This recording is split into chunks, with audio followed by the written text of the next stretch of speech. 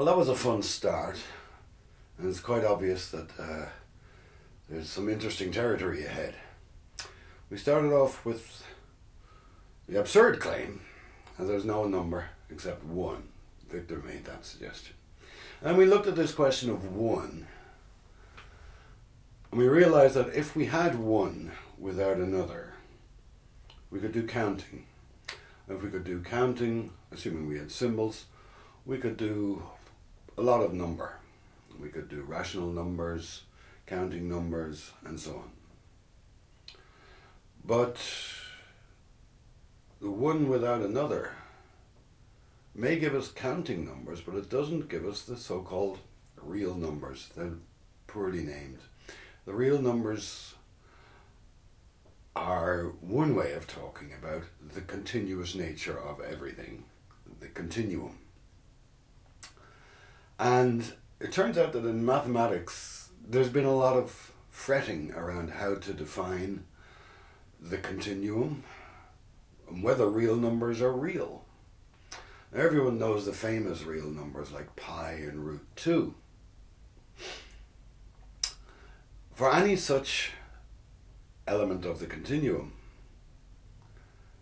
you must have a procedure for naming that element.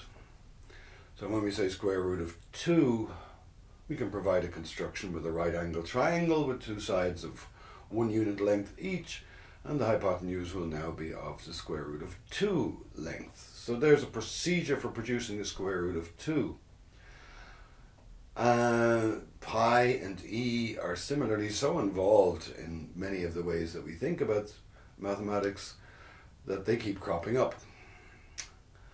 But can we say that there are real numbers that are unnamed?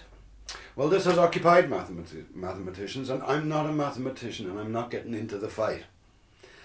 But there is certainly some doubt in mathematics as to whether the real numbers have been well treated, whether they, well, exist is a weird word to use with mathematics, is it? Whether they're well treated in mathematics. And we're going to start here with the assumption of the continuum, because we haven't sliced and diced, we haven't got a token unit yet. And so we'll be coming back to maths again and again. Well, maths is a peculiarly timeless formal activity. And we mentioned the last time that it was married at the hips to physics. And now physics also has the same question of the continuum. Old atomistic theories never panned out. And in contemporary physics we have basically an unstable relationship between two main schools of thought, or two main approaches. One being relativity theory of Einstein, in which reality, space-time occurs. Space-time is very important. We'll have to come back to space-time. Space-time occurs, and then there's quantum physics, you see. And quite what the relationship between those two is a matter of debate. We're certainly not going to get involved in that debate. I have no competence in physics and very little competence in mathematics. But it's interesting that mathematics has the question of the continuum, and physics has the question of the continuum. Einstein's 4D space-time continuum is a continuum, whereas quantum physics is discrete. Now I want to suggest that there's one other discipline that has a problem with the continuum, and that's my own one. And of that I can speak. It's the one of the inquirer who has a body. Now there's a lot of talk of something called cognitive science out there, which is the study of epistemology or consciousness or knowing and the means of knowing. And if we excuse ourselves from a lot of psychological fantasies, an awful lot of inquiry these days is concerned with what the relationship is between a knower and their body. The knower is usually assumed to be a person with a big brain.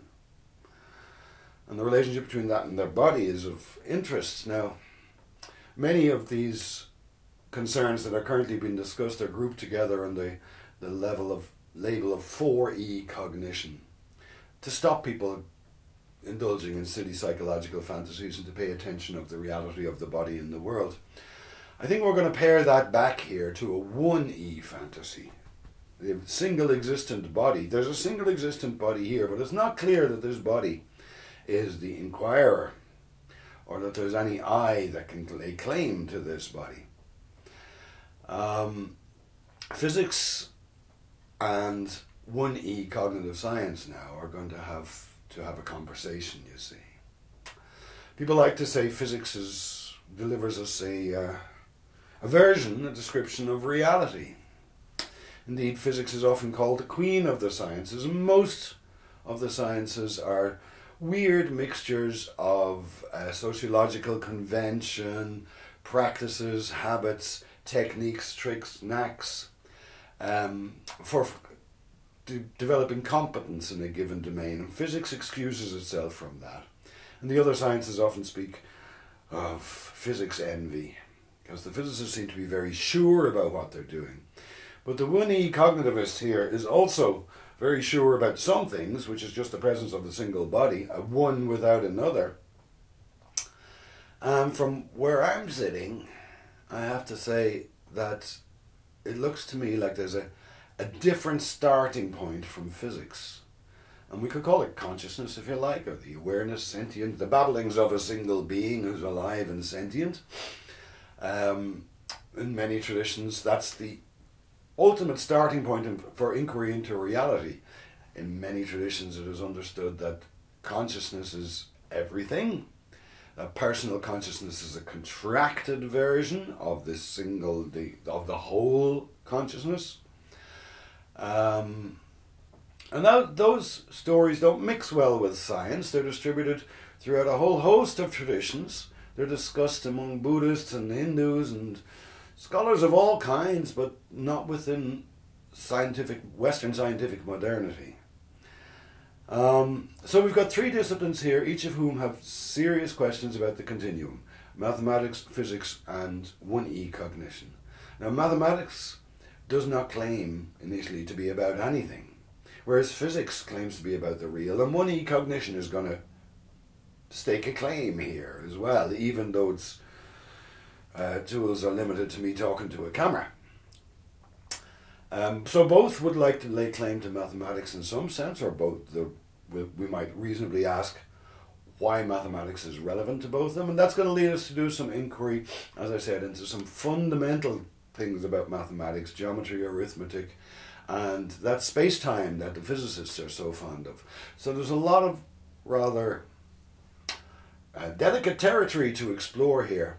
And we're going to keep it simple. It's just going to be me talking and maybe making use of occasional books. There's only very few authors I would draw on explicitly for such an endeavour, because the books I've read are probably not the same books you've read. We've all read some books when the text of a book goes into the imagination where it mixes, and you've got your imagination and I've got mine. So I can't rely, if I refer to someone who wrote a book like Mr. Plato, I can't rely on my Plato meaning the same thing as your Plato. So I'm going to rely sparsely on texts, but we will be drawing from some work in mathematics and in Buddhist epistemology as we go along. So it's getting clearer what we're working on here. We've just singled out mathematics, physics, and 1E cognition, and their relation to the continuum. Now, one mathematician we'll be making occasional use of is a guy called George Spencer Brown, who wrote a book called Laws of Form. And he started that book with a quotation from a venerable Chinese work from the Tao Te Ching. There's part of it. It's one of two verses. The two verses from which it's taken are this: the unnamable is the origin of heaven and earth. Named, it is the mother of 10,000 things. It's from the Tao Te Ching, the venerable Chinese text. Now, the unnamable here will be the continuum, before partitioning and before the identification or discrimination of any part of it through naming. Naming will be the creative act which generates multiplicity.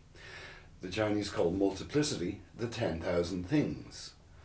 if we can name things, then there's this and there's that, and there's a camera and a cup and a carpet, and there's all kinds of things. Names, we can keep on naming things till the cows come home. But much like the question of one, we can ask, what is there before we name, before we discriminate, before we distinguish, before we cut the continuous nature of reality? So we'll be playing with these ideas informally, and going in various directions, looking at our spatial imagination, looking at some of the joys of geometry and being an embodied being, because it turns out maths is much more fun if you have a body, and that makes me think we might have the edge on the physicists here. We'll see.